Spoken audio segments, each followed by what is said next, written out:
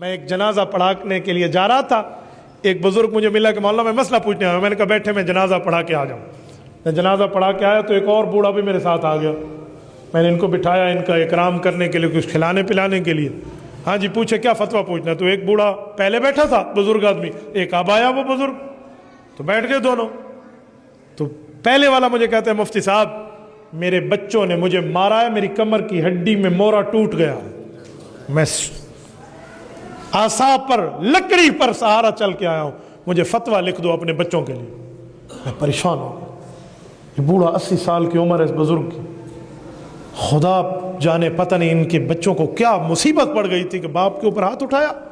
اب میں سوچ رہا ہوں کہ کیا کروں، کیا فتویٰ کروں، کیا ترتیب. پریشان ہو گیا. تو میرے ساتھ جو بوڑھا آیا تھا نا وہ اس بوڑھے کو کہتا ہے، حالانکہ پتہ نہیں ایک دوسرے کو جانتے ہوں گے، پہلے آیا تو میرے ساتھ تھا دوسرا، کہتے ہوئے تو اسی قابل ہے، اب تو مفتی کے پاس آ گیا. تو میں پریشان ہو گیا کہ پہلے بزرگ خود رو رہے، دوسرا اس پر چڑھ گیا.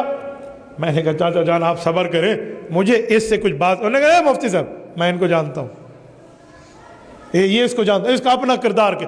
وہ بوڑھا آدمی بزرگ دوسرے بزرگ کے ساتھ لڑ پڑا. میں پریشان ہوا، پہلے ایک مسئلہ تو حل نہیں ہوتا تھا اور دوسرا کھل ہو گیا. اب دوسرے مسئلے کو میں کیا کروں؟ ٹھنڈا کرایا، کوئی پانی وانی کو بٹھایا. تو یہ جو پہلا بوڑھا آدمی تھا نا جس نے کہا مجھے بچوں نے مارا ہے، یہ رونے لگا. اور میں نے دوسرے بزرگ کو کہا دیکھا تیری وجہ سے یہ بزرگ رو پڑے. تو وہ رونے والا میرا ہاتھ پکڑ کہتا ہے کہ جی نہیں، میں اس کی وجہ سے نہیں رویا، میں اپنی وجہ سے رویا. جب اس نے جواب دیا نا گجرانوالہ کے دوستو یقین مانے رونگٹے کھڑے ہو جاتے.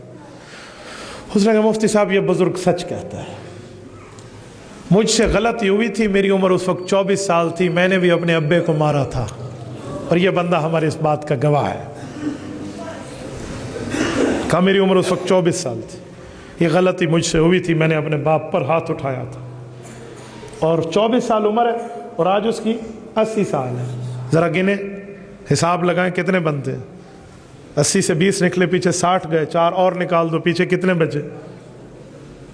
56 سال بعد اس شخص سے بدلہ نکلا اور اس کی اولاد نے اسے مارا ہے. اور آپ یہ نہ سمجھیں کہ اولاد نے دادے کا بدلہ لیا، اس اولاد کو بھی آگے پھر ملے گا. یہ جاری گناہ ہے، یہ چلتا رہے گا، یہ ذنب جاری ہے. تو یہ ہوتا ہے بھائی، کہاں بیٹھے ماں باپ کی عزت اور احترام بجا لانا سیکھو. اور میرے دوستو